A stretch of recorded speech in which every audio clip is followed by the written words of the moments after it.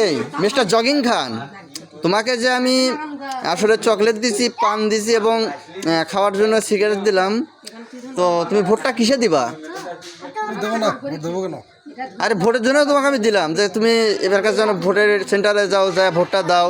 ভোটটা দিবা না? কিসে দিবা? কিসে দেওয়া তোমার নিয়ত ছিল?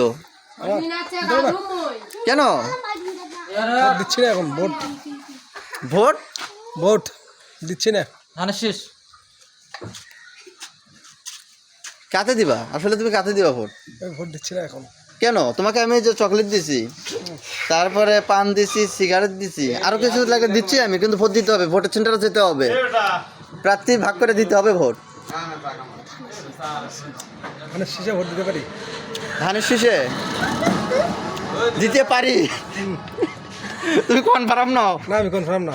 তুমি কনফার্ম নাও? এখন কনফার্ম হতে পারো না যে কাতে ভোট দিবা?